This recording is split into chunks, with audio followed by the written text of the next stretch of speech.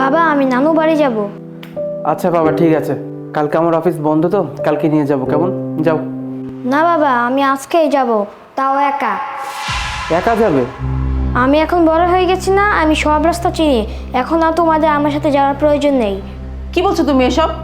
আমাদের সাথে যাওয়ার প্রয়োজন নেই মানে? রাস্তাঘাটে যদি অ্যাক্সিডেন্ট হয়ে যায় তখন কি হবে? আর তুমি একা একা যেতে চাচ্ছ কিসের জন্য বলো তো? আমরা তো আছি নাকি? আর তুমি তো পাকনা পাকনা কথা বলো কেন সবসময়? যাও রুমে গিয়ে পড়াশোনা করো, যাও। এভাবে কথা বলছো কেন ওর সঙ্গে? ওর যেটা মন যায় ওকে করতে দাও, ও একাই যাক, সমস্যা কোথায়? এই তোমার কি মাথা খারাপ হয়ে গেছে? ও এইটুকু একটা বাচ্চা কিভাবে একা একা যাবে? আরে বাবা আমি বলছি তো, কখনো কখনো বাচ্চাদেরকে একা ছাড়তে হয়, তাহলে ওরা কিছু একটা শিক্ষা পায়, আর ওই শিক্ষাটা সারা জীবনে কাজে লাগে। বাবা তুমি যাও, ব্যাগ গুছিয়ে নাও। আচ্ছা তোমার কি মাথাটা তো সব নষ্ট হয়ে গেছে? হ্যাঁ এসব কি বললে তুমি ওকে? আরে বাবা এত ভয় পাচ্ছ কেন? আমার উপর ভরসা রাখো। ওকে আমি যখন একা যেতে দিয়েছি তার মানে অবশ্যই কোনো কারণ আছে নাকি? ও একা যাক, কোনো সমস্যা নেই। এ নাও বাবা, এই টাকাটা রাখো, সাবধানে যেও, কেমন? ঠিক আছে বাবা। যাও। এই দাঁড়াও বাবা, এ নাও, এই চিঠিটা তুমি তোমার কাছে রাখো। তোমার যখন মনে হবে তুমি বিপদের মধ্যে আছো তখন এই চিঠিটা খুলে থাকবে, কেমন? ঠিক আছে বাবা। যাও।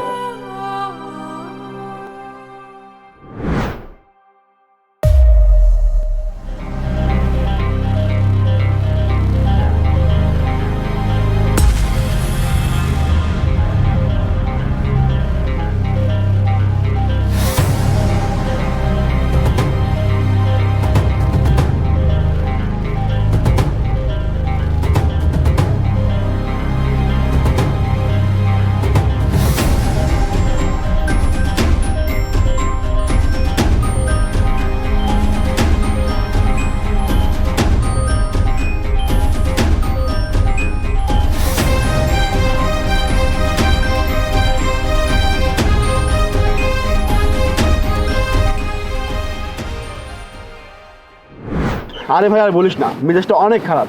সকাল সকাল গেলাম গার্লফ্রেন্ডের সাথে দেখা করতে, গার্লফ্রেন্ড যাওয়ার পর বলতেছে যে সে নাকি আসতে পারবে না। কেমনটা লাগে বল? মেজাজটা পুরো খারাপ। কিরে পিচ্ছি, তুই কই যাইতেছোস? গার্লফ্রেন্ডের সাথে দেখা করতে?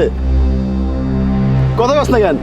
বলো দেখছোস আজকালকাল পিচ্ছি পোলাবেন না এত খারাপ, জবাবই দেয় না, এত অ্যাটিটিউড হয়েছে না।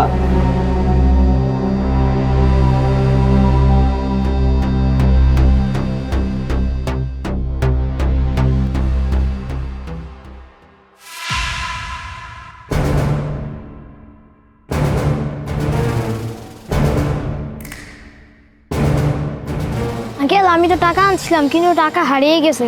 আমি অত কিছু বুঝি না, টাকা দে আমার। সত্যি আঙ্কেল আমি বাসা থেকে টাকা আনছিলাম কিন্তু কোথায় পড়েছে আমি নিজেও জানি না। তোর উঠার সময় মনে ছিল না যে টাকা নাই তোর? আমি অত কিছু জানি না, এখনই টাকা দিবি নাহলে তোর মাইরে ফেলবানি কিন্তু।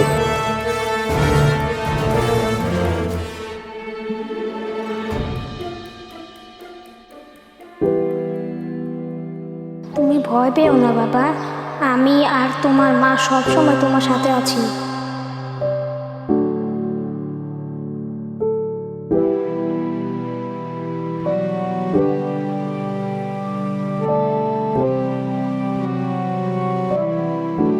এই নাও, ও আমার ছেলে।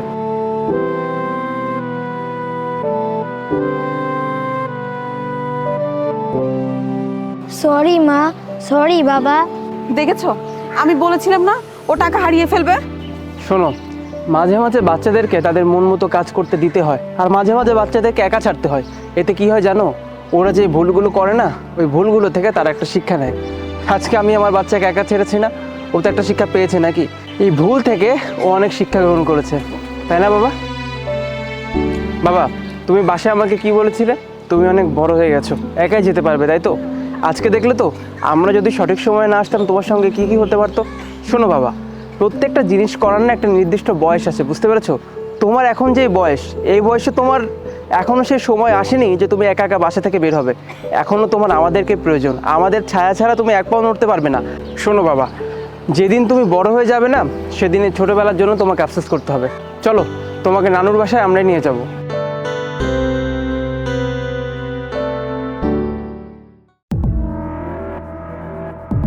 মামা দেখ কি লয়ে যেতেছে হাতে করে। আরে বেটা, এটা হইতেছে প্যাম্পার্স বেটা, প্যাম্পার্স।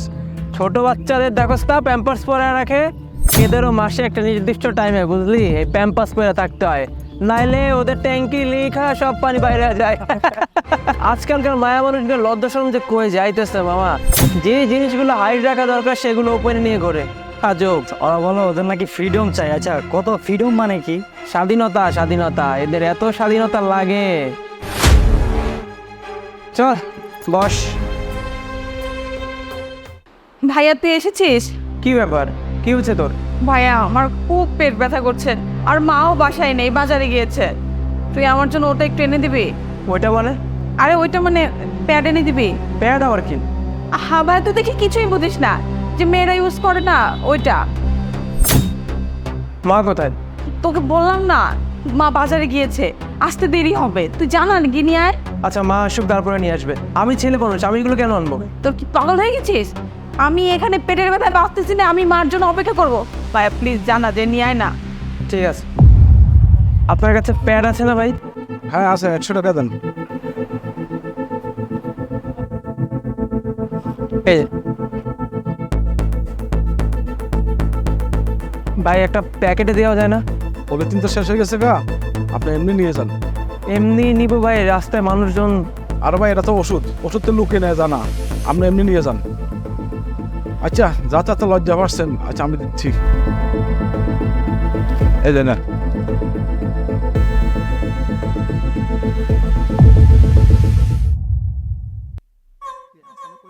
এই আসান, এটা কি রে? দেখি দেখি। না তেমন কিছু না।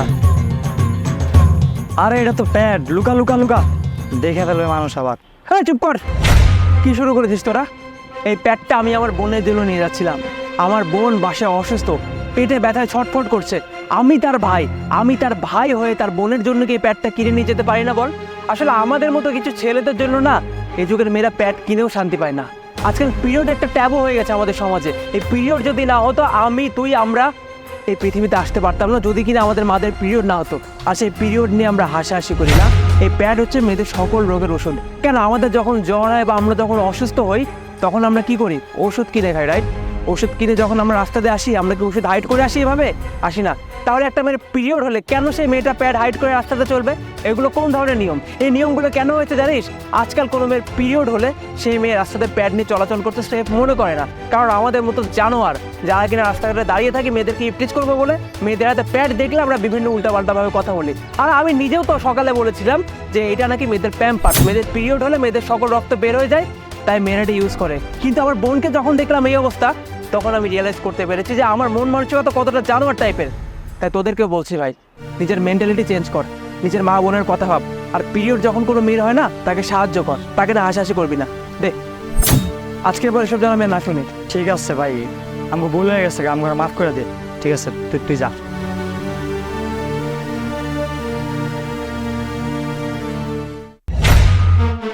কি ব্যাপার, তুই না অসুস্থ ছিলি? এই মেয়ে এখানে কি করছে? ওকে আমিই ডেকেছি ভাইয়া, আর ও আমার কাছে সব কিছু বলেছে, যে তুমি তোমার বন্ধুরা মিলে ওর সাথে কি বাজে ব্যবহার করেছো, কত আজে বাজে কথা ওকে বলেছো। আর সেই জন্য আজকে আমি তোমাকে দিয়ে প্যাড আনিয়েছি, যাতে তুমি বুঝতে পারো যে একটা মেয়ের কি পরিমাণ কষ্ট হয়, আর তুমি ওর কাছে ক্ষমা চাইবে। বল বল প্লিজ, তুমি আমাকে মাফ করে দিও। আমি আসলে বুঝতে পারিনি, বিশ্বাস করো। পরে আমার বোন যখন আমাকে প্যাড নিয়ে আসার কথা বললো, আমি প্যাড নিয়ে যখন আসছিলাম, তখন আমার বন্ধুরা আমাকে বিভিন্ন উল্টোপাল্টা কথা শোনায়। তখন আমি রিয়েলাইজ করে দেখলাম যে পিরিয়ড যদি তোমাদের মেয়েদের না হতো, তাহলে তোমরা তো সন্তান জন্ম দিতেই পারতে না। আমার মার যদি পিরিয়ড না হতো, আমি এই পৃথিবীতে আসতাম না। পিরিয়ড নিয়ে কখনোই কোনো মেয়েকে কথা শোনানো উচিত না। প্লিজ বোন, তুমি আমাকে মাফ করে দিও। ভাইয়া, এসব জিনিস না আমাদের ছোটবেলা থেকে শেখানো হয়। যখন আমরা স্কুলে পড়ি তখন আলাদাভাবে নিয়ে আমাদের শেখানো হয়, কিন্তু আপনারা তো ছেলে, আপনারা কখনো এইসব জিনিস শেখেননি, কারণ দরকারি মনে করেননি। কিন্তু প্রত্যেকটা মেয়েদের জীবনে না এই জিনিসটা খুবই প্রয়োজন, কারণ প্রত্যেকটা মেয়ে এই জিনিসগুলো ইউজ করে। আপনার ঘরে যে মা বোন আছে না, ওনারাও কিন্তু এই জিনিসটা ইউজ করে। কিন্তু আপনাদের জন্য কোনো মেয়ে রাস্তাঘাটে এইসব জিনিস নিয়ে না ভালো মতন চলাফেরা করতে পারে না। যখন দেখেন যে কোনো একটা মেয়ের দোকান থেকে এই জিনিসটা কিনেছে, তখন আপনারা প্রচুর পরিমাণে হাসি ঠাট্টা করেন। কোনো একটা মেয়ের সাহস নিয়ে আপনাদের সামনে কথাও বলতে পারে না। আর এই জিনিসগুলো না আজও পর্যন্ত মেয়েরা দোকানে গিয়ে লুকিয়ে লুকিয়ে কিনে বাড়িতে আনার পর লুকিয়ে রাখে। কেন জানেন? আপনাদের মতো ছেলেদের জন্য। কারণ আপনারা কখনো জানতেও চাননি যে একটা মেয়েদের কিসের জন্য দরকার। আপনারা মনে করেন বাহ, মেয়েদের সুন্দর একটা জিনিস পেয়েছি, এটা নিয়ে হাসি ঠাট্টা করি, হয়তো বা হতে পারে এটা অন্য কিছু, কিন্তু ভাইয়া না, এটা খুব গুরুত্বপূর্ণ জিনিস, আর এটা না আমরা নিজেরা তৈরি করে নিই। তাই আপনাকে বলি প্লিজ নেক্সট টাইম থেকে এইটা কখনো আর করবেন না, কারণ আপনার ঘরে মা বোন আছে। ঠিক আছে।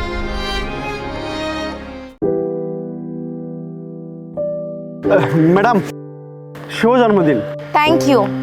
ম্যাডাম, আমি অনেক কষ্ট করে আমার পরিবারের সাথে মিলায় আপনার জন্য ছোট একটা গিফটের ব্যবস্থা করছি। আপনি যদি এই গিফটটা নেন তাহলে আমি অনেক খুশি হব, আর আমার পরিবারের মানুষ অনেক খুশি হইব।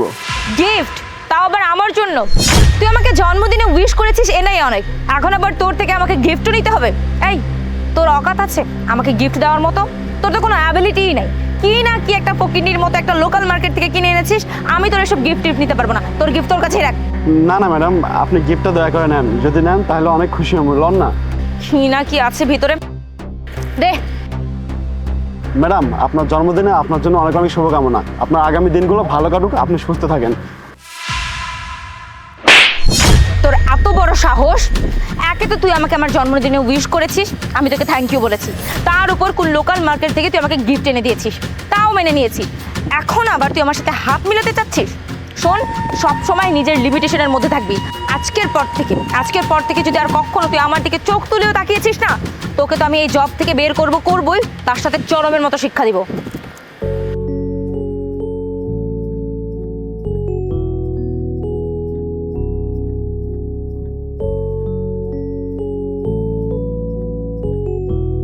কি ব্যাপার আর তুমি গিফট ফেলে কেন দিলা? আরে তুমি কেন এইসব উঠাতে গেলে? এই গিফটটা কি আমাকে ভালো কেউ দিয়েছে? এই গিফটটা আমাকে ওই সিকিউরিটি গার্ডটা দিয়েছে, আর দিয়েও আমাকে বার্থডে উইশ করছে। ওর কত বড় সাহস, ওর লিমিটেশনের থেকে বের হয়ে আমাকে ডেকে বার্থডে উইশ করছে।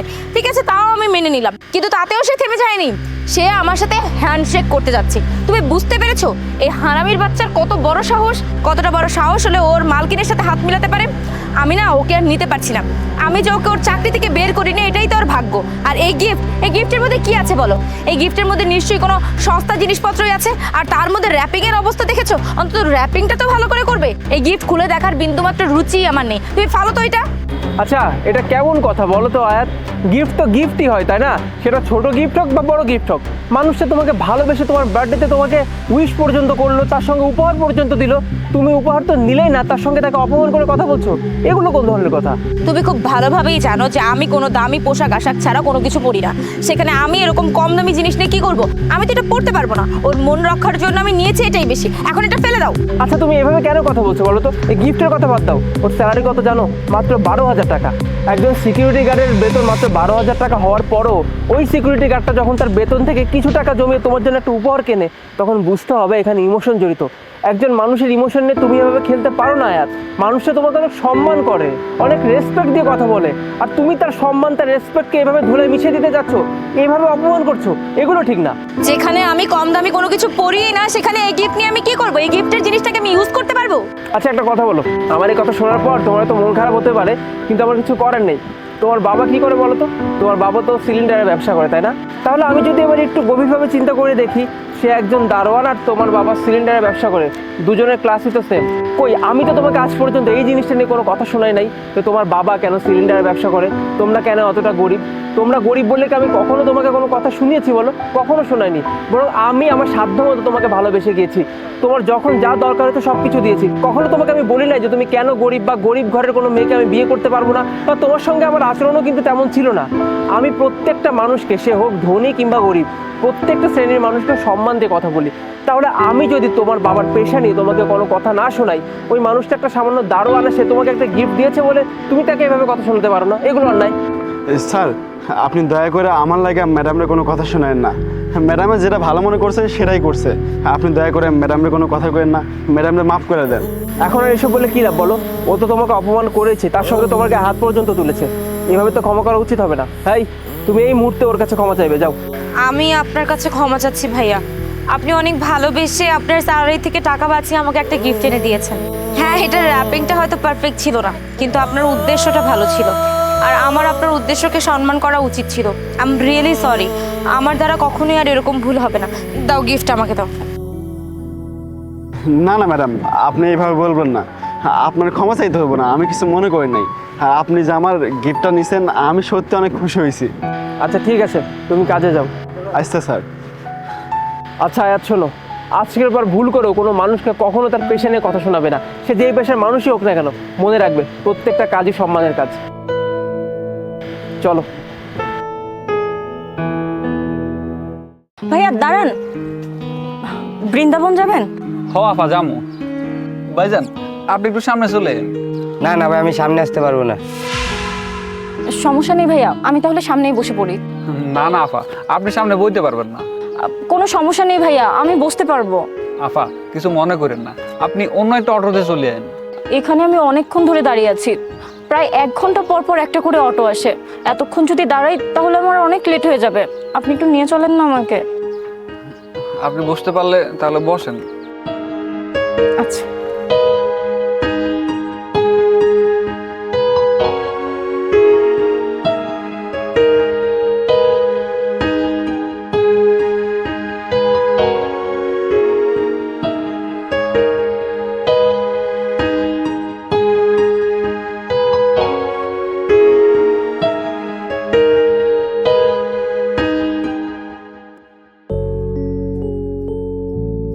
ভাইয়া এখানে থামেন, এই যে আপনার টাকাটা।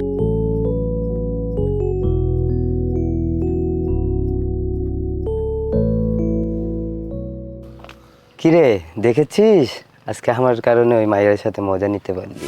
আরে ভাই কি যে কর না আপনি। দেন ভাই টাকা দেন।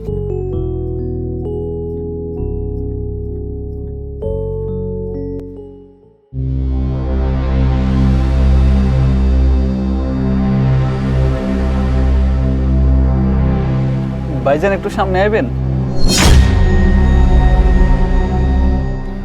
সমস্যা নেই, আমি সামনেই বসতেছি। আচ্ছা। জানেন আপা, আপনি প্রথম মেয়ে যে আমার লগে সামনে বসেন, আর নাহলে কোনো মেয়েই সামনে বয় না। সমস্যা নেই ভাইয়া, এটা আমার জন্য একদমই নর্মাল বিষয়। কেন, আপনি কি সবসময় সামনে বসেন নাকি? না না, সবসময় সামনে বসি না, তবে যখন অটো একদম ভরা থাকে আর কেউ সামনে থেকে পেছনে যেতে চায় না তখন বসি। আর তাছাড়াও অটোওয়ালাদের প্রতি আমার অনেক রেসপেক্ট আছে। কিন্তু কেন? একদিন আমি কলেজে পরীক্ষা দিতে যাচ্ছিলাম, তখন অটো পাচ্ছিলাম না। অনেকক্ষণ দাঁড়িয়ে থাকার পর একটা অটো এসেছিল, কিন্তু তারপরেও না ফুল ভরা ছিল। আমি অটোওয়ালাটাকে রিকোয়েস্ট করলাম, ভাইয়া আমার না পরীক্ষা চলছে, প্লিজ আমাকে একটু হেল্প করুন। তখন উনি না যাত্রীদেরকে রিকোয়েস্ট করলো যে আপনারা একটু সাইড দেন না, যদি কোনোভাবে বসে যেতে পারে। কিন্তু কেউ কোনোভাবে রাজি হলো না। তখন ও কী করলো জানেন, উনি ওনার সব যাত্রীদেরকে অটো থেকে নামিয়ে দিল। নামিয়ে পরে আমাকে স্পেশালি ওনার অটোতে করে কলেজে নিয়ে গেছে। আমাকে মাত্র 6 মিনিটে পৌঁছে দিয়েছিল, আর আমাকে পৌঁছে দিতে যে ওনার না জরিমানাও দিতে হয়েছিল। ও আচ্ছা এই কথা। এমনি মেয়েরা সামনে বসে না। হ্যাঁ ভাইয়া, এই জন্যই বসে না। তবে আরও একটা কারণ আছে, আপনারা অটোওয়ালারা যদি মেয়েদেরকে কমফোর্টেবল ফিল করাতে পারেন, তারা যদি মনে করে যে কোনো হ্যারাসমেন্টের শিকার হবে না, তাহলে কিন্তু তারা সামনে বসতে কোনো দ্বিধাবোধ করবে না। ও আচ্ছা আচ্ছা ঠিক আছে। ভাইয়া ওই জায়গাটায় থামেন, বাস বাস এখানেই রেখে দেন। এই যে ভাইয়া, একটা কথা বলি, কিছু পুরুষ মানুষ আছে তার ঘরের মা বোনদেরকে সম্মান করতে জানে, কিন্তু অন্যের মা বোনদেরকে কিভাবে সম্মান করতে হয় সেটা তারা জানে না। কিন্তু ভাইয়া আপনাদের মতো কিছু মানুষ আছে যারা নারীদেরকে সম্মান করে, আর আপনি আমাকে বোন ডেকেছেন, এই জন্যই আমি সামনে বসার সাহস পেয়েছি। আপনাকে অনেক ধন্যবাদ। আসি হ্যাঁ। এই ভাই কেমন আছেন? সবকিছু ঠিকঠাক তো? হ্যাঁ ভাই সব ঠিকঠাক। কেমন আছেন? আহেন চা খাওয়া যান। ভাই আজকে একটু বিজি আছি, অন্য একদিন। হ্যাঁ আচ্ছা আচ্ছা আইসেন কিন্তু।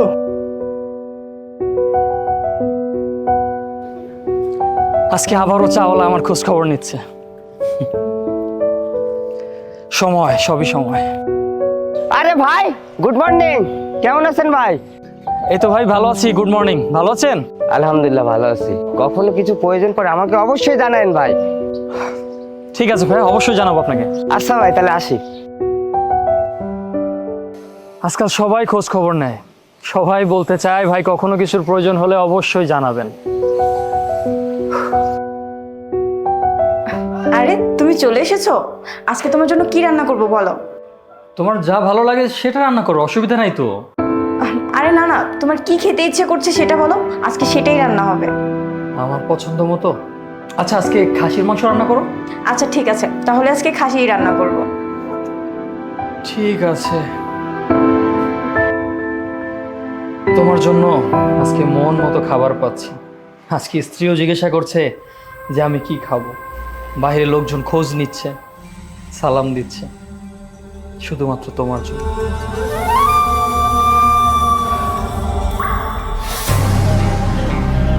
এই তোমার জন্য পুরো দুনিয়াটা পাগল।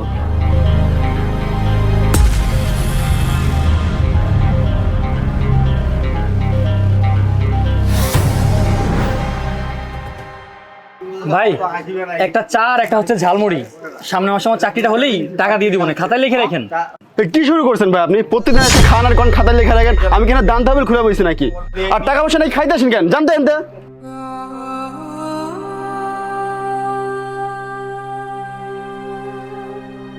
সোহেল ভাই, কেমন আছেন? দূর, প্রতিদিন কেমন আছেন টাইমটা নষ্ট করে।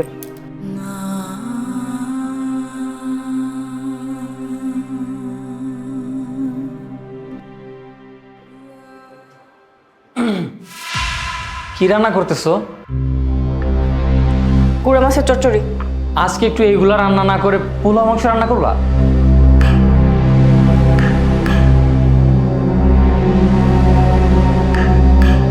কি হলো, এমন করতেছো কেন? কি পোলাও মাংস খেতে ইচ্ছে করছে তাই না? তাহলে নিজে রান্না করে তারপর খাচ্ছ না কেন? একটা বুয়া রাখারও তো যোগ্যতা তোমার নেই। সব কয়টা কাজ আমাকে বাসায় একা একা করতে হয়, আবার পোলাও মাংস খেতে এসেছে। থাক,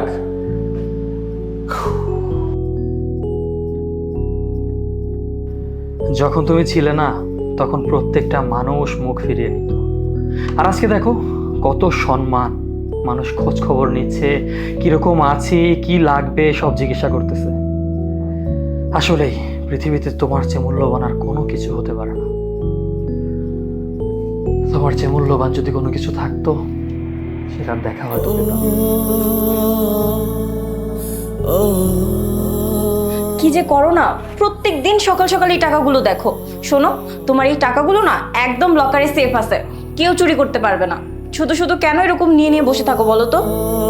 হ্যাঁ, আমি তা জানি। আচ্ছা শোনো, তোমার জন্য খাসির মাংস আর পোলাও রান্না করেছে, আসো টেবিলে দিয়ে দিয়েছি, একসাথে বসে খাই। তুমি যাও, আমি আসতেছি। আচ্ছা ঠিক আছে।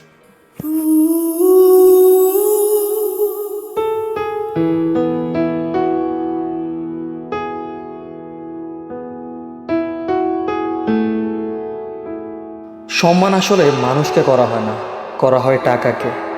যদি কেউ আপনাকে কখনো জিজ্ঞাসা করে যে আপনি কি করেন, তাহলে বুঝে নেবেন সে চেষ্টা করছে বোঝার যে আপনি আসলে কত টাকা ইনকাম করেন।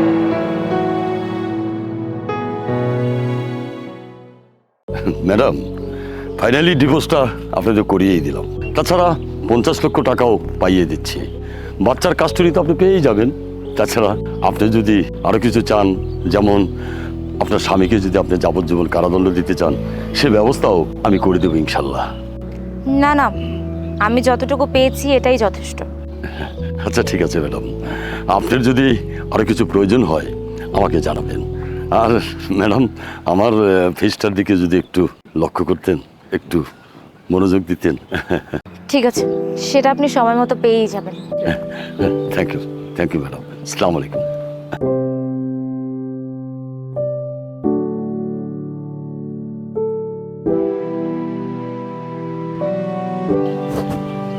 তুমি এখনো যাওনি? না, তোমার জন্য অপেক্ষা করছিলাম।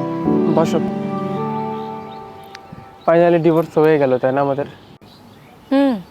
2 বছর তো এটার জন্যই অপেক্ষা করছি।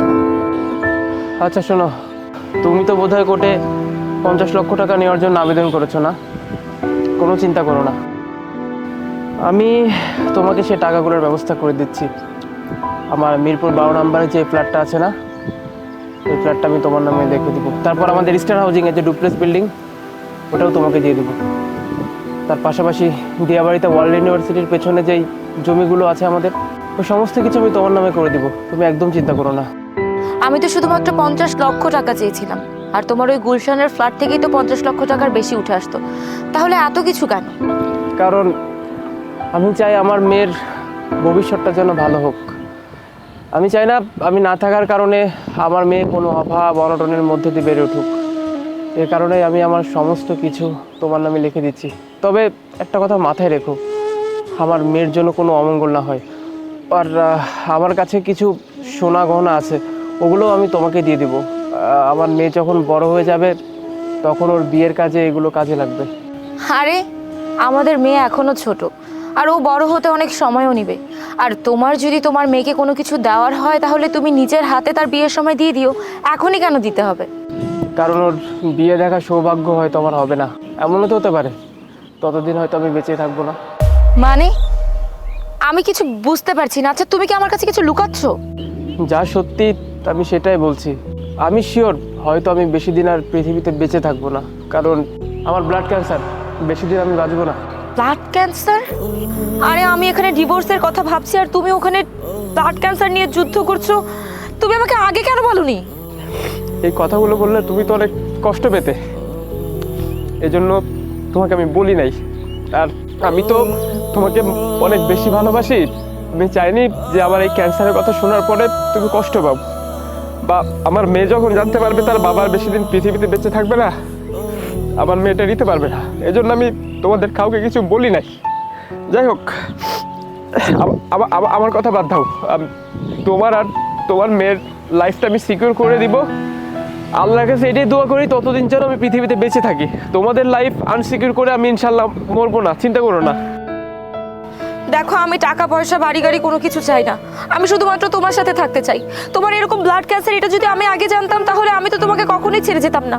আর আমাদের ছাড়াছাড়ির রিজনটা তো ছিল অন্য। আরে এখন আর এইসব কথা বলে কি লাভ বলো তো? আমাদের তো ডিভোর্স হয়ে গেছে, তাই না?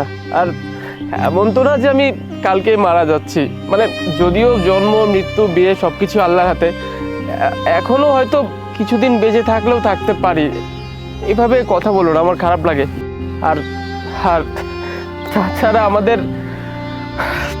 আমাদের দুজনের মাঝে ডিভোর্স তো দুজনের সম্মতিতেই হয়েছে, তাই না? এখন আর এইসব কথা বলে কি লাভ? যাই হোক, থাকো। আর একটা অনুরোধ করব, যদি কখনো কোনো ভুল করে থাকি প্লিজ ক্ষমা করে দিও।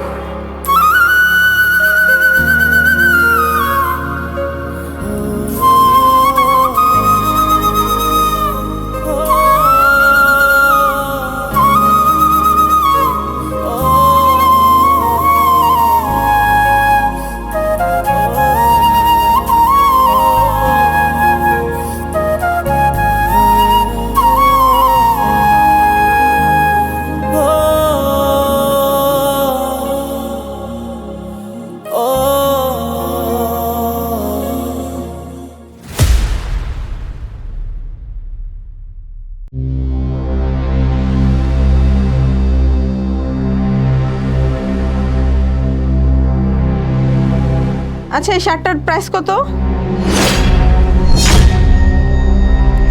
ম্যাম আপনি এখানে? মুনা তুমি এখানে কি করছো?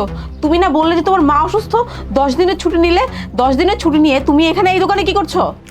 আসলে ম্যাম। কি আসলে? তার মানে তুমি কি আমার কাছে মিথ্যা কথা বলেছো? তুমি যে বললে না তোমার মা অসুস্থ, সেজন্য নয় তোমাকে আমি ছুটি দিয়েছি। আর আমরা টিচাররা তোমাদেরকে পড়ানোর জন্য এত কষ্ট করি, এত চিন্তা করি, আর তুমি কি না আমার কাছে মিথ্যা কথা বলে এই দোকানে কি করছো তুমি? মোনা, তোমাকে কতবার করে বলেছি দোকানে কোনো কাস্টমার আসলে তার সাথে চুপচাপ ব্যবহার করে তার কাছে জিনিস বিক্রি করবা। তুমি ওনার সাথে এত কথা কেন বাড়াচ্ছ? হ্যাঁ দেখো, জলদি ওনার কাছে বিক্রি করো। আর হ্যাঁ, তোমার অনেক কাজ বাকি আছে, এই কাজটা শেষ করে দোকানটা ঝাড়ু দিবা, বুঝতে পেরেছো? মানে কাকে যে কাজে রেখেছি। তার মানে এই দোকানের মালিক উনি, আর তুমি এই দোকানে কাজ করছো? আচ্ছা মোনা, আমাকে সত্যি করে বলো তো, কি এমন হয়েছে যে তোমাকে এই দোকানে কাজ করতে হচ্ছে? আর আমি তো ভেবেছিলাম তুমি একটা ভালো স্টুডেন্ট, আর তুমি কি না এই দোকানে কাজ করছো? সত্যি করে বলো তো কি সমস্যা হয়েছে? ম্যাম আমার মা অনেক অসুস্থ। আমার মা 4 দিন যাবৎ বেডে পড়ে আছে। আর ওনার জন্য যে ওষুধগুলো প্রয়োজন সেগুলো অনেক এক্সপেন্সিভ। আমি যখন ওষুধের দোকানে ওষুধ কিনতে গিয়েছিলাম তখন আমার কাছে অনেকগুলো টাকা কম পড়েছিল। তখন এই দোকানের ভাইয়া আমাকে টাকা দিয়ে সাহায্য করেছে। তার বিনিময়ে আমাকে এই দোকানে 10 দিন ফ্রিতে কাজ করে দিতে বলেছিল। আমি রাজি হয়ে গেছিলাম ম্যাম। কি করব, আমার মায়ের তো ওষুধগুলো খুবই প্রয়োজন। মোনা, তোকে তোকে কি বললাম? হ্যাঁ, শুনতে পাসনি? তোকে বললাম না তোর অনেক কাজ বাকি আছে, তোর দোকানটা ঝাড়ু দিতে হবে। তুই ওনার সাথে এখনো তর্ক করে যাচ্ছিস, ওনার কাছে এখনো জিনিস বিক্রি করিসনি। মানে তুই না আজকাল অলস হয়ে যাচ্ছিস, তোকে দেখে কিচ্ছু হবে না। মোনা, তুমি এখনই আমার সাথে চলো, এই দোকানে তোমাকে আর কাজ করতে হবে না। এই যে ম্যাডাম, আপনি কে? হ্যাঁ, আপনি এখানে জিনিস কিনতে এসেছেন, জিনিসটা কিনে চলে যান না। আপনি কেন আমাদের মধ্যে কথা বলতে আসছেন? কে মানে? আমি হচ্ছে ওর টিচার আর ও আমার স্টুডেন্ট। আমি ওকে এখন এই দোকান থেকে নিয়ে যাব, আপনি কিছুই করতে পারবেন না, একদম চুপ থাকুন। এই তুমি আমার সাথে চলো। এই যে হ্যালো ম্যাডাম, আপনি ওকে কোথায় নিয়ে যেতে চান? হ্যাঁ, আমি ওকে ফ্রিতে কাজ করাচ্ছি না, আমাকে টাকা দিয়েছি, আর সেই টাকা দিয়ে ও ওষুধ কিনেছে। আর আপনি কি করে ভাবলেন হ্যাঁ আমাকে ফ্রিতে ছেড়ে দেবো? আর হ্যাঁ, আমি এখানে কোনো দান তহবিল খুলে বসিনি যে আমি ওকে ফ্রিতে টাকা দিয়ে দেবো। আমাকে টাকা দিয়েছি, তার বিনিময়ে কাজ করাচ্ছি। আমি তো ওকে নিয়েই যাব। এই চলো মোনা। ম্যাম আমার কথাটা শুনুন। আরে ম্যাম কি করছেন ম্যাম? দাঁড়ান, আপনি যদি এখন আমাকে এখান থেকে নিয়ে চলে যান তাহলে এতগুলো টাকা ওকে আমি কিভাবে ফেরত দেবো বলেন তো? প্লিজ ম্যাম, এই কাজটা করবেন না, আমার কাছে কোনো টাকা নেই ওকে দেওয়ার মতো। এই মেয়ে, কোথায় পালাচ্ছিস? একদম চুপ। তোমাকে কি এটা শিক্ষা দেওয়া হয়নি যে মেয়েদের সাথে কিভাবে কথা বলতে হয়? তুমি কেন বেয়াদবি করছো ওর সাথে? এই যে শুনুন, আমাকে জ্ঞান দেওয়ার কিছুই নেই। আমি এই মেয়ের থেকে 5,000 টাকা পাই। আপনি যদি এই মেয়ের টাকাটা আমাকে দিয়ে দেন তাহলে আমি আপনাদের কাউকে বিরক্ত করবো না, আপনাদের যেতে দিব না। এই মেয়েকে আমার প্রয়োজন আছে না আপনাকে আমার প্রয়োজন আছে। আপনাদের সাথে কথা বলার কোনো সময়ই আমার নেই। আমার টাকাটা দিয়ে দেন, আমি চলে যাচ্ছি। আচ্ছা, তাহলে তোমার তো টাকা দিয়ে সম্পর্ক, তাই না? কত টাকা? 5,000 টাকা তো আমি তোমাকে দিচ্ছি, দাঁড়াও।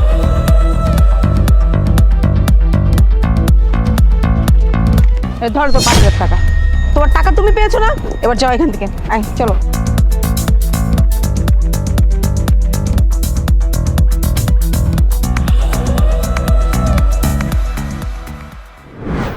আসেন ম্যাম, আসেন। এই দেখেন আমার মায়ের কি অবস্থা। উনি 5 বছর যাবৎ প্যারালাইজড। আমার বাবা একজন অটো ড্রাইভার ছিল। হঠাৎ করে একটা অ্যাক্সিডেন্টে আমার বাবা মারা যান। তারপর থেকে আমার মা আরও অসুস্থ হয়ে যান। আমি তো বুঝতে পারছিলাম না কি করব, কারণ আমি কোনো কাজ করি না। আমার বাবাই একমাত্র ব্যক্তি ছিল যে আমাদের সংসারটা চালাতো, আমার পড়াশোনার খরচ চালাতো, সব কিছু আমার বাবাই করতো। আমি তো পুরো অন্ধকারে চলে গেছিলাম যে আমি কি করব এখন। আমি কিছুই বুঝে উঠতে পারছিলাম না। তারপর যখন মা একদিন অনেক বেশি অসুস্থ হয়ে যায়, তখন আমি ওই ভাইয়াটার কাছে হেল্প নিয়ে মায়ের জন্য ওষুধ নিয়ে এসেছি। আমার কাছে আর কোনো উপায় ছিল না। আমি কি করব বলেন ম্যাডাম? আমাকে আর কিছু বলতে হবে না, আমি সব কিছু বুঝতে পেরেছি যে তুমি কতটা অসহায় হয়ে ওই দোকানে কাজ করতে গিয়েছিলে। তোমাকে আর টেনশন করতে হবে না, তোমার মায়ের চিকিৎসার ব্যবস্থা আমি করব। তোমাকে কোনো টেনশন করতে হবে না। আমার একটা সরকারি হসপিটালে পরিচিত লোক আছে, আমি তাকে বলে তোমার মায়ের চিকিৎসার ব্যবস্থা করে দিব। আর শোনো, তার চিকিৎসা বাবদ যত খরচ হবে সেটাও আমি বহন করবো, তোমার টেনশন করতে হবে না। আর কাল থেকে তুমি কলেজে যাবে, এখন তোমার পড়াশোনা করার সময়, কাজ করার নয়। আপনি সত্যি বলছেন ম্যাডাম? আপনি আমার পড়াশোনার সব খরচ চালাবেন, আমার মাকেও আপনি দেখবেন? আপনাকে অনেক ধন্যবাদ ম্যাডাম। আপনি তো আমাদের লাইফে ফেরেশতার মতো হয়ে এসেছেন। আপনি না থাকলে আমরা কি করতাম? আপনার এই ঋণ আমি কোনোদিন পরিশোধ করতে পারবো না ম্যাডাম। আপনাকে অনেক ধন্যবাদ। হ্যাঁ, চাইলেই তুমি আমার ঋণ শোধ করতে পারো। কিভাবে জানো? তুমি ভালো করে পড়াশোনা করে বড় অফিসার হয়ে তুমি আমার ঋণ শোধ করতে পারো। আর এটা তো আমার দায়িত্ব, আমি টিচার হিসাবে তো এটা চাই, তাই না? যেন আমার স্টুডেন্ট অনেক ভালো পড়াশোনা করে প্রতিষ্ঠিত হতে পারে। আর মানবিক দিক থেকে যদি চিন্তা করো তাহলে তো এটা আমার দায়িত্বের মধ্যে পড়ে, তাই না? আর একটা কথা শোনো, তোমার কলেজের বেতন নিয়ে তোমাকে টেনশন করতে হবে না। তোমার মা যতদিন না পর্যন্ত সুস্থ হচ্ছেন আর তোমাদের ফ্যামিলির কন্ডিশন ঠিক না হচ্ছে, ততদিন তোমার কলেজের বেতন তোমাকে দিতে হবে না, সেটা আমি ম্যানেজ করে নিব। তুমি কোনো টেনশন করবে না, মন দিয়ে পড়াশোনাটা করবে, ঠিক আছে?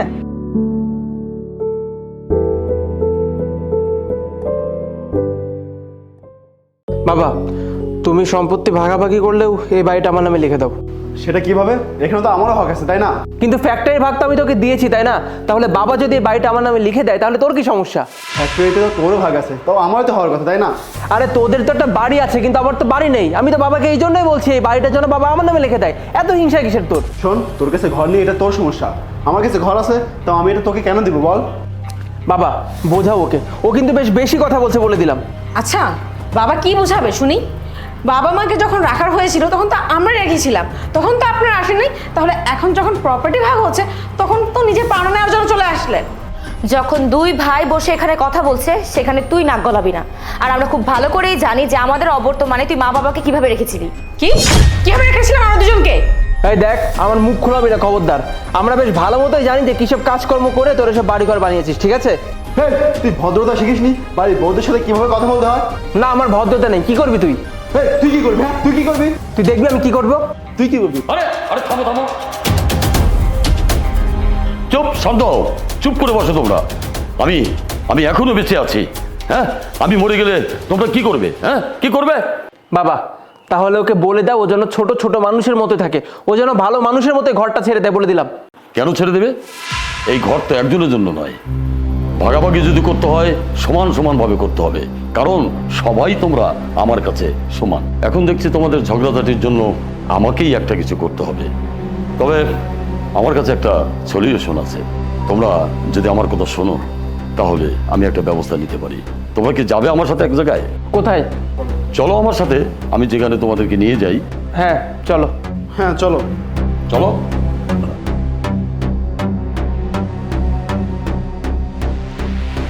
কি ব্যাপার বাবা, এই ভাঙা বাড়ির সামনে আনলা কেন? হ্যাঁ, এখন এটা ভাঙা ঘর বাড়ি, কিন্তু এক সময় এখানে সুন্দর, খুব সুন্দর একটি বাড়িঘর ছিল। এখানে একটি হাসি খুশি পরিবার বসবাস করত। হাসি খুশিতে, আনন্দে, উৎসবে বাড়িটা ভরপুর থাকতো। একদিন বাচ্চারা বড় হয়ে গেল, নিজের পায়ে দাঁড়াতে শিখলো। জায়গার সম্পত্তি নিয়ে ভাই ভাই ঝগড়া বিবাদ শুরু হয়ে গেল, পরিবার ভেঙে গেল, সম্পর্ক নষ্ট হলো, ঘর বাড়ির এই অবস্থা হলো। ও আচ্ছা, কার ঘর এটা? এটা আমাদেরই ঘর ছিল। ওই যে ঘরটা দেখছো, ওই ঘরে আমি, মা বাবা এবং ভাইয়া একসাথে থাকতাম। একদিন মা বাবা মারা গেলেন, আমরা দুই ভাইয়ের সংসার চলতে থাকলো। চলতে চলতে একদিন দুই ভাইয়ের মধ্যে এই সহায় সম্পত্তি নিয়ে ঝগড়া বিবাদ শুরু হয়ে গেল। যেন একটা লড়াই, যেন একটা যুদ্ধ শুরু হয়ে গেল। সেই যুদ্ধ লড়াই শেষ পর্যন্ত কোর্ট অবধি গড়ালো। দিনের পর দিন, বছর পর বছর কোর্টের দরজায় আমরা ঘুরতে থাকলাম। ঝগড়া বিবাদ তো বেড়েই চলল। বড় ভাই একদিন রাগ করে সোজা আমেরিকাতে চলে গেল। সেই থেকে আমি বড় একা হয়ে গেলাম। আমি একাই এই বাড়িতে থাকতে শুরু করলাম। এক দুঃসহ জ্বালা যন্ত্রণা নিয়ে আমি চলতে থাকলাম। বাবা, এই জন্য তোমাদের বলছিলাম কি, তোমাদের মধ্যে যদি সুসম্পর্ক বজায় না থাকে তাহলে এই যে আমাদের বাড়িটা দেখছো, তোমাদেরও এরকমই অবস্থা হবে। আচ্ছা বাবা, এক কাজ করো, আমার সম্পত্তি বা ঘর বাড়ির কোনো দরকার নেই, তুমি তোমার সমস্ত কিছু ওর নামে লিখে দাও। না বাবা, এই বাসা সম্পত্তি আমার কোনো কিছু দরকার নেই, তুমি সব কিছু ভাইকে দিয়ে দাও। তোমরা দুজনে খুব ভালো সিদ্ধান্ত নিয়েছো। তোমাদের দুজনের উপর আমার এরকমই আশা ছিল। আসলেই তো বাবা, পরিবার হিসেবে আমরা সবাই যদি একসঙ্গে মিলেমিশে থাকতে পারি তাহলে এর থেকে বড় সুখ আর কি হতে পারে বলো? যদি পরিবারের সকলের মধ্যে একতাবদ্ধতাই না থাকে তাহলে সেই পরিবার কখনো একসঙ্গে থাকা যায় না। আমার কি মনে হয় বাবা জানো, আমাদের উচিত সমস্ত মান অভিমান ভুলে গিয়ে সবাই একসঙ্গে থাকা। এটা তো খুব ভালো কথা বাবা। তবে তোমরা একটা বিষয় মনে রাখবে, দুনিয়াতে পরিবার ছাড়া জীবন শূন্য। পরিবার হচ্ছে সবচেয়ে গুরুত্বপূর্ণ বিষয়। পরিবারের যদি সুসম্পর্ক না থাকে তাহলে নিজেদের মধ্যে শান্তি বজায় থাকে না। ঠিকই বলেছো বাবা। এক কাজ করি বাবা, সব কিছু তো ঠিকঠাক হয়ে গেল, চলো দুপুর 2টা তো বেজে গেছে, আমরা কোনো রেস্টুরেন্ট থেকে লাঞ্চ করবো, তারপর সব একসঙ্গে বাসা যাবো। চলো। ঠিক আছে, চল বাবা, চল চলো। আরে এটা কি সেই বাসা? হ্যাঁ মা, এটাই সেই বাসা। এই কাজের মেয়ে, তোর মালিককে ডেকে নিয়ে আয়। আপনারা কার সাথে দেখা করতে চান? কার সাথে দেখা করতে চাই তোকে কেন বলবো? তোকে যা বলেছি তুই তাই কর। আপনি কার সাথে দেখা করতে চান আমাকে বলেন, আমি তাকে ডেকে দিচ্ছি। এত বাজে বকছিস কেন? তুই কাজের মেয়ে, তোকে বললাম না তোর মালিক সাকিবকে ডেকে নিয়ে আয়। ও আচ্ছা, সাকিব ভাইয়া উনি তো ঘরে কাজ করছে, আপনি আমাকে বলুন, আমি ওনাকে গিয়ে বলছি, উনি তাহলে আসবে। আরে তোকে যা বলছি তাই কর, তোর মালিককে ডেকে নিয়ে আয় সাকিবকে। আর সাকিবের সাথে আমার মেয়ের বিয়ের কথা চলছে, আর এই ঘরের মালকিন হতে যাচ্ছে আমার মেয়ে, আর তুই দাঁড়িয়ে কি করছিস? যা মালিককে ডেকে নিয়ে আয়। ও আচ্ছা, এই ব্যাপার। আমি সাকিবের ছোট বোন, আপনারা একটু অপেক্ষা করুন, আমি ভাইকে এখনই ডেকে দিচ্ছি। আরে কি বকবক করছি মেয়েটা? মা, আমি তো সাকিবের পরিবারের সাথে আগে কখনো দেখা করিনি, তাই আমি জানি না যে ওর পরিবার কেমন দেখতে হয়। কিন্তু মা, একটা কথা আমি 100% শিওর, এই ফকিন্নি মেয়েটা কখনো তার বোন হতে পারে না। তুমি ওর অবস্থা দেখেছো? কেমন একটা জামা কাপড় পরে আছে, আবার ঘর ঝাড়ু দিচ্ছে। ও কখনোই আমার বয়ফ্রেন্ডের বোন হতে পারে না। আমার বয়ফ্রেন্ড কত রিচ, হ্যান্ডসাম, আর ওকে দেখলেই বোঝা যায় ও অনেক বড় লোক ঘরের একটা ছেলে। আর ওকে দেখলে কি বোঝা যায় বলো তো যে ও বড় লোক ঘরের মেয়ে? বড় লোক ঘরের মেয়েরা কি এইভাবে থাকে নাকি? আরে হ্যাঁ, ও কোন দিক থেকে লাগছে কোটিপতি? ওর কাপড় চোপড় দেখেছিস? আসলে আপনারা আমাকে ভুল বুঝছেন, বাড়িটা অনেক ময়লা হয়ে গিয়েছিল তো, তাই আমি নিজেই পরিষ্কার করছিলাম। এই, তোর কি মনে হয় এখানে আমরা এমনি এমনি এসেছি? এখানে আমরা কাজে এসেছি, বুঝেছিস? আমাদের না অনেক কাজ থাকে। তোর মতো তো আর আমরা কাজের লোক না যে আমাদের কথা তুই বুঝতে পারবি। শোন, আমাদের এত সময় নষ্ট করবি না, যা তোর মালিককে ডেকে নিয়ে আয়, অশিক্ষিত কোথাকার। আরে না না, আপনারা ভুল বুঝছেন আমাকে। এই নীলা, কে এসেছে? আর রিঙ্কি, তুমি? আন্টি, আসসালামু আলাইকুম। ওয়ালাইকুম আসসালাম বাবা, ভালো আছো? জি আন্টি, ভালো আছি। নীলা, তোকে বলেছিলাম না আমার গার্লফ্রেন্ডের সম্পর্কে? এটা হচ্ছে আমার গার্লফ্রেন্ড রিঙ্কি, আর এটা হচ্ছে ওর মা। আর তোকে বলতে ভুলেই গিয়েছিলাম যে আজকে ওনারা আসবে। আর রিঙ্কি, তোমার মনে আছে আমার ছোটো বোনের কথা? তোমাকে বলতাম না যে আমার একটা ছোটো বোন আছে, অনেক দুষ্টামি করে? এটা হচ্ছে আমার ছোটো বোন। কি বাবা, এইটা তোমার ছোট বোন? কোন দিক থেকে মনে হচ্ছে এই তোমার ছোট বোন? আর কাজের নিয়ে মনে হচ্ছে, কোনো দিক থেকে মনে হচ্ছে না ও তোমার ছোট বোন।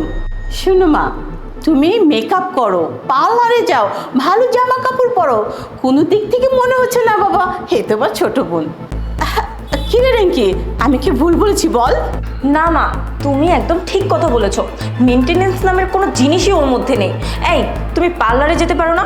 সাকিব, তুমি আমাকে আগে বলতে পারতে যে তোমার বোন এরকম দেখতে, তাহলে আমি ওকে আমার সাথে পার্লারে নিয়ে যেতাম আর ভালো ভালো জামা কাপড়ও নিয়ে আসতাম। কি বস্তির মতো হয়ে আছে, ওকে যে কেউ দেখলে বলবে যে ও একটা কাজের লোক। আমরা তো কোনো ভুল করিনি ওকে কাজের লোক মনে করে। দেখেছো ভাইয়া আমাকে কিভাবে অপমান করছে? ওনারা কি সবসময় মানুষের কাপড় চোপড় দেখে জাজ করে বলো? আমি ওনাদেরকে কতবার করে বলছি যে আমি তোমার ছোট বোন, তারপরে ওনারা আমাকে অপমান করেই যাচ্ছে। আর তুমি কেমন মেয়ের সাথে প্রেম করেছো ভাইয়া, যে মানুষকে কাপড় চোপড় দেখে জাজ করে? আজকে তোমার টাকা আছে এই জন্য তোমাকে সম্মান করছে, যেদিন তোমার টাকা থাকবে না তখন দেখবে তোমাকেও সম্মান করবে না।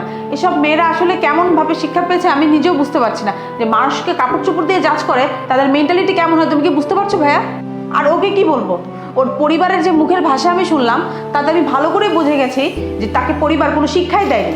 মানুষকে কিভাবে সম্মান করে কথা বলতে হয় সেটাই শিখায়নি এখনো। রিঙ্কি, তুমি আজকে আমাকে বড় দুঃখ দিয়ে দিলে।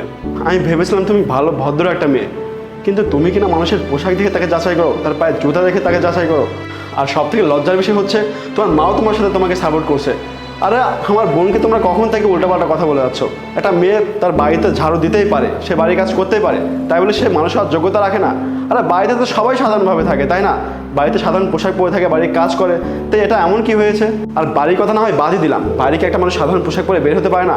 মানে তোমাদের এমন দৃষ্টিভঙ্গি কীভাবে আসলে? হ্যাঁ, আমি তো ভেবেছিলাম যে তোমরা খুব ভালো একটা মানুষ, কিন্তু তোমরা এমন মন মানসিকতার মানুষ, তোমরা শিক্ষিত মানুষ হয়েও এমন কাজ কীভাবে করতে পারলা? তোমরা কিনা মানুষকে পোশাক দেখে তাকে যাচাই করতেছো।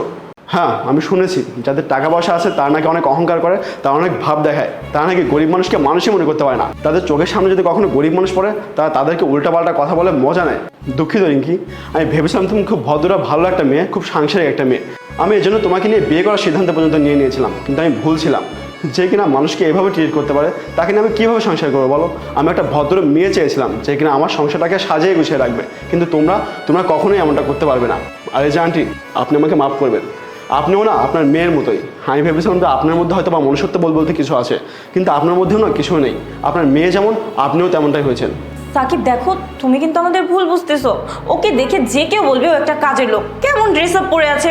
আর দেখো ওর জুতাটা দেখে মনে হচ্ছে কোথাকার কোন ময়লা রাস্তায় করে না ওরকম টাইপসের। ওকে দেখে যে কেউ ভুল করবে, আমাদের তো কোনো দোষ নেই। তুমি এরকমভাবে আমাদের ভুল বুঝতেছো কেন? তুমি ওকে বলো না ঠিক হয়ে থাকতে, তাহলেই তো হয়ে যেত। ওকে দেখেই মনে হয় না তোমার বোন। আরে বাবা, তুমি কেন এত ইমোশনাল হচ্ছ? আর কোন দিক থেকে ওকে তোমার মনে হচ্ছে সে তোমার ছোট বোন? ওকে যে দেখবে সেগুলোই এই বাড়ির কাছের মেয়ে। আমরা বলেছি তো ভুল কোথায়?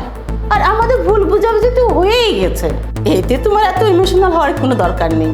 দেখো সাকিব, মানছি যে আমাদের একটু ভুল হয়ে গেছে, সামান্য একটু ভুল ওকে দেখে আমরা করতেই পারি, যে কেউ করতো, আমরা করলে সমস্যা কোথায়?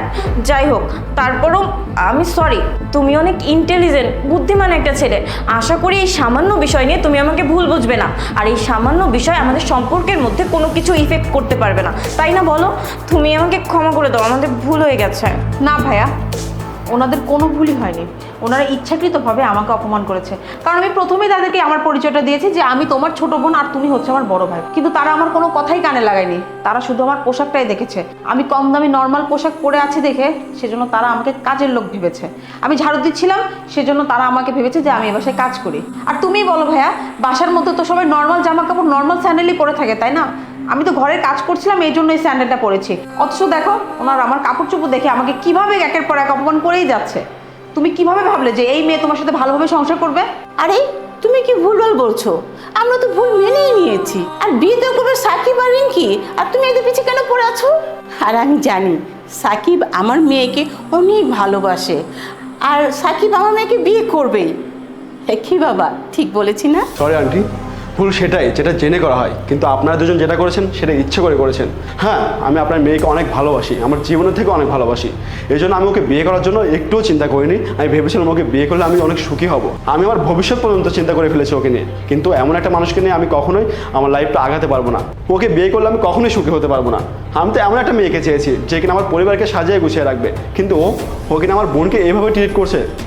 আর যাই হোক, এই বিয়ে আমি এত তাড়াতাড়ি করতে পারবো না। রিঙ্কি, তুমি আমাকে মাফ করো, তুমি আমাকে সময় দাও। আমি এত তাড়াতাড়ি এত বড় ডিসিশন নিতে পারবো না। তুমি আমাকে কিছুদিন সময় দাও, আমি তোমাকে ফোন করে জানিয়ে দেবো। তোমরা এখন আসতে পারো। আমি সরি সাকিব। যেতে বলেছি না?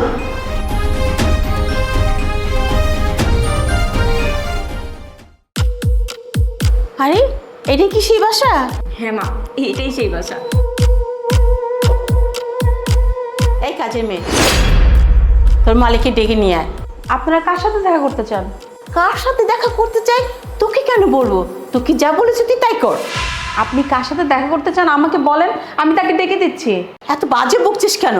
তুই কাজের মেয়ে, তোকে বললাম না তোর মালিক সাকিবকে ডেকে নিয়ে আয়। ও আচ্ছা, সাকিব ভাইয়া, উনি তো ঘরে কাজ করছে। আপনি আমাকে বলুন, আমি ওনাকে গিয়ে বলছি, উনি তাহলে আসবে। আরে তোকে যা বলছি তাই কর, তোর মালিককে ডেকে নিয়ে আয় সাকিবকে। আর সাকিবের সাথে আমার মেয়ের বিয়ের কথা চলছে, আর এই ঘরের মালকিন হতে যাচ্ছে আমার মেয়ে। আর তুই দাঁড়িয়ে কি করছিস? যা মালিককে ডেকে নিয়ে আয়। ও আচ্ছা, এই ব্যাপার। আমি সাকিবের ছোট বোন, আপনারা একটু অপেক্ষা করুন, আমি ভাইকে এখনই ডেকে দিচ্ছি। আরে কি বকবক করছে এই মেয়েটা? মা, আমি তো সাকিবের পরিবারের সাথে আগে কখনো দেখা করিনি, তাই আমি জানি না যে ওর পরিবার কেমন দেখতে হয়। কিন্তু মা, একটা কথা আমি 100% শিওর, এই ফকিন্নি মেয়েটা কখনো তার বোন হতে পারে না। তুমি ওর অবস্থা দেখেছো? কেমন একটা জামা কাপড় পরে আছে, আবার ঘর ঝাড়ু দিচ্ছে। ও কখনোই আমার বয়ফ্রেন্ডের বোন হতে পারে না। আমার বয়ফ্রেন্ড কত রিচ, হ্যান্ডসাম, আর ওকে দেখলেই বোঝা যায় ও অনেক বড় লোক ঘরের একটা ছেলে। আর ওকে দেখলে কি বোঝা যায় বলো তো যে ও বড় লোক ঘরের মেয়ে? বড় লোক ঘরের মেয়েরা কি এইভাবে থাকে নাকি? আরে হ্যাঁ, ও কোন দিক থেকে লাগছে কোটিপতি? ওর কাপড় চোপড় দেখেছিস? আসলে আপনারা আমাকে ভুল বুঝছেন, বাড়িটা অনেক ময়লা হয়ে গিয়েছিল তো, তাই আমি নিজেই পরিষ্কার করছিলাম। এই, তোর কি মনে হয় এখানে আমরা এমনি এমনি এসেছি? এখানে আমরা কাজে এসেছি, বুঝেছিস? আমাদের না অনেক কাজ থাকে। তোর মতো তো আর আমরা কাজের লোক না যে আমাদের কথা তুই বুঝতে পারবি। শোন, আমাদের এত সময় নষ্ট করবি না, যা তোর মালিককে ডেকে নিয়ে আয়, অশিক্ষিত কোথাকার। আরে না না, আপনারা ভুল বুঝছেন আমাকে। এই নীলা, কে এসেছে? আর রিঙ্কি, তুমি? আন্টি, আসসালামু আলাইকুম। ওয়ালাইকুম আসসালাম বাবা, ভালো আছো? জি আন্টি, ভালো আছি। নীলা, তোকে বলেছিলাম না আমার গার্লফ্রেন্ডের সম্পর্কে? এটা হচ্ছে আমার গার্লফ্রেন্ড রিঙ্কি, আর এটা হচ্ছে ওর মা। আর তোকে বলতে ভুলেই গিয়েছিলাম যে আজকে ওনারা আসবে। আর রিঙ্কি, তোমার মনে আছে আমার ছোটো বোনের কথা? তোমাকে বলতাম না যে আমার একটা ছোটো বোন আছে, অনেক দুষ্টামি করে? এটা হচ্ছে আমার ছোটো বোন। কি বাবা, এইটা তোমার ছোট বোন? কোন দিক থেকে মনে হচ্ছে এই তোমার ছোট বোন? আর কাজের নিয়ে মনে হচ্ছে, কোনো দিক থেকে মনে হচ্ছে না তোমার ছোট বোন। শোনো মা, তুমি মেকআপ করো, পার্লারে যাও, ভালো জামা কাপড় পরো, কোনো দিক থেকে মনে হচ্ছে না বাবা হে তোমার ছোট বোন। কি রে রিঙ্কি, আমি কি ভুল বলেছি বল? না মা, তুমি একদম ঠিক কথা বলেছো। মেনটেনেন্স নামের কোনো জিনিসই ওর মধ্যে নেই। এই, তুমি পার্লারে যেতে পারো না? সাকিব, তুমি আমাকে আগে বলতে পারতে যে তোমার বোন এরকম দেখতে, তাহলে আমি ওকে আমার সাথে পার্লারে নিয়ে যেতাম আর ভালো ভালো জামা কাপড়ও নিয়ে আসতাম। কি বস্তির মতো হয়ে আছে, ওকে যে কেউ দেখলে বলবে যে ও একটা কাজের লোক। আমরা তো কোনো ভুল করিনি ওকে কাজের লোক মনে করে। দেখেছো ভাইয়া আমাকে কিভাবে অপমান করছে? ওনারা কি সবসময় মানুষের কাপড় চোপড় দেখে জাজ করে বলো? আমি ওনাদেরকে কতবার করে বলছি যে আমি তোমার ছোট বোন, তারপরে ওনারা আমাকে অপমান করেই যাচ্ছে। আর তুমি কেমন মেয়ের সাথে প্রেম করেছো ভাইয়া, যে মানুষকে কাপড় চোপড় দেখে জাজ করে? আজকে তোমার টাকা আছে এই জন্য তোমাকে সম্মান করছে, যেদিন তোমার টাকা থাকবে না তখন দেখবে তোমাকেও সম্মান করবে না। এসব মেয়েরা আসলে কেমনভাবে শিক্ষা পেয়েছে আমি নিজেও বুঝতে পারছি না, যে মানুষকে কাপড় চোপড় দিয়ে জাজ করে তাদের মেন্টালিটি কেমন হয়। তুমি কি বুঝতে পারছো ভাইয়া? আর ওকে কি বলবো, ওর পরিবারের যে মুখের ভাষা আমি শুনলাম তাতে আমি ভালো করে বুঝে গেছি যে তাকে পরিবার কোনো শিক্ষাই দেয়নি। মানুষকে কিভাবে সম্মান করে কথা বলতে হয় সেটাই শিখায়নি এখনো। রিঙ্কি, তুমি আজকে আমাকে বড় দুঃখ দিয়ে দিলে। আমি ভেবেছিলাম তুমি ভালো ভদ্র একটা মেয়ে, কিন্তু তুমি কিনা মানুষের পোশাক দেখে তাকে যাচাই করো, তার পায়ে জুতা দেখে তাকে যাচাই করো। আর সব থেকে লজ্জার বিষয় হচ্ছে তোমার মাও তোমার সাথে তোমাকে সাপোর্ট করছে। আরে আমার বোনকে তোমরা কখন থেকে উল্টাপাল্টা কথা বলে যাচ্ছ? একটা মেয়ে তার বাড়িতে ঝাড়ু দিতেই পারে, সে বাড়ির কাজ করতেই পারে, তাই বলে সে মানুষ হওয়ার যোগ্যতা রাখে না? আরে বাড়িতে তো সবাই সাধারণভাবে থাকে, তাই না? বাড়িতে সাধারণ পোশাক পরে থাকে, বাড়ির কাজ করে, তাই এটা এমন কি হয়েছে? আর বাড়ির কথা না হয় বাদই দিলাম, বাড়িকে একটা মানুষ সাধারণ পোশাক পরে বের হতে পারে না? মানে তোমাদের এমন দৃষ্টিভঙ্গি কীভাবে আসলে? হ্যাঁ, আমি তো ভেবেছিলাম যে তোমরা খুব ভালো একটা মানুষ, কিন্তু তোমরা এমন মন মানসিকতার মানুষ, তোমরা শিক্ষিত মানুষ হয়েও এমন কাজ কীভাবে করতে পারলা? তোমরা কিনা মানুষকে পোশাক দেখে তাকে যাচাই করতেছো। হ্যাঁ, আমি শুনেছি যাদের টাকা পয়সা আছে তারা নাকি অনেক অহংকার করে, তারা অনেক ভাব দেখায়, তারা নাকি গরিব মানুষকে মানুষই মনে করতে পারে না। তাদের চোখের সামনে যদি কখনো গরিব মানুষ পড়ে তারা তাদেরকে উল্টাপাল্টা কথা বলে মজা নেয়। দুঃখিত রিঙ্কি, আমি ভেবেছিলাম তুমি খুব ভদ্র ভালো একটা মেয়ে, খুব সাংসারিক একটা মেয়ে। আমি এই জন্য তোমাকে নিয়ে বিয়ে করার সিদ্ধান্ত পর্যন্ত নিয়ে নিয়েছিলাম, কিন্তু আমি ভুল ছিলাম। যে কিনা মানুষকে এভাবে ট্রিট করতে পারে তাকে নিয়ে আমি কীভাবে সংসার করবো বলো? আমি একটা ভদ্র মেয়ে চেয়েছিলাম যে কিনা আমার সংসারটাকে সাজিয়ে গুছিয়ে রাখবে, কিন্তু তোমরা কখনোই এমনটা করতে পারবে না। আর এই যে আন্টি, আপনি আমাকে মাফ করবেন, আপনিও না আপনার মেয়ের মতোই। আমি ভেবেছিলাম যে আপনার মধ্যে হয়তো বা মনুষ্যত্ব বলতে কিছু আছে, কিন্তু আপনার মধ্যেও না কিছু নেই। আপনার মেয়ে যেমন আপনিও তেমনটাই হয়েছেন। সাকিব দেখো, তুমি কিন্তু আমাদের ভুল বুঝতেছো। ওকে দেখে যে কেউ বলবে ও একটা কাজের লোক, কেমন ড্রেস আপ পরে আছে। আর দেখো ওর জুতাটা দেখে মনে হচ্ছে কোথাকার কোন ময়লা রাস্তায় করায় না ওরকম টাইপসের। ওকে দেখে যে কেউ ভুল করবে, আমাদের তো কোনো দোষ নেই। তুমি এরকমভাবে আমাদের ভুল বুঝতেছো কেন? তুমি ওকে বলো না ঠিক হয়ে থাকতে, তাহলেই তো হয়ে যেত। ওকে দেখেই মনে হয় না তোমার বোন। আরে বাবা, তুমি কেন এত ইমোশনাল হচ্ছ? আর কোন দিক থেকে ওকে তোমার মনে হচ্ছে সে তোমার ছোট বোন? ওকে যে দেখবে সেগুলোই এই বাড়ির কাছের মেয়ে। আমরা বলেছি তো ভুল কোথায়? আর আমাদের ভুল বুঝাবুঝি তো হয়েই গেছে, এতে তোমার এত ইমোশনাল হওয়ার কোনো দরকার নেই। দেখো সাকিব, মানছি যে আমাদের একটু ভুল হয়ে গেছে, সামান্য একটু ভুল ওকে দেখে আমরা করতেই পারি, যে কেউ করতো, আমরা করলে সমস্যা কোথায়? যাই হোক, তারপরও আমি সরি। তুমি অনেক ইন্টেলিজেন্ট বুদ্ধিমান একটা ছেলে, আশা করি এই সামান্য বিষয় নিয়ে তুমি আমাকে ভুল বুঝবে না। আর এই সামান্য বিষয় আমাদের সম্পর্কের মধ্যে কোনো কিছু ইফেক্ট করতে পারবে না, তাই না বলো? তুমি আমাকে ক্ষমা করে দাও, আমাদের ভুল হয়ে গেছে। না ভাইয়া, ওনাদের কোনো ভুলই হয়নি। ওনারা ইচ্ছাকৃতভাবে আমাকে অপমান করেছে, কারণ আমি প্রথমেই তাদেরকে আমার পরিচয়টা দিয়েছি যে আমি তোমার ছোট বোন আর তুমি হচ্ছে আমার বড় ভাই। কিন্তু তারা আমার কোনো কথাই কানে লাগায়নি, তারা শুধু আমার পোশাকটাই দেখেছে। আমি কম দামি নর্মাল পোশাক পরে আছি দেখে সেজন্য তারা আমাকে কাজের লোক ভেবেছে। আমি ঝাড়ু দিচ্ছিলাম সেজন্য তারা আমাকে ভেবেছে যে আমি এ বাসায় কাজ করি। আর তুমিই বলো ভাইয়া, বাসার মধ্যে তো সবাই নর্মাল জামা কাপড় নর্মাল স্যান্ডেলই পরে থাকে, তাই না? আমি তো ঘরের কাজ করছিলাম এই জন্য এই স্যান্ডেলটা পরেছি।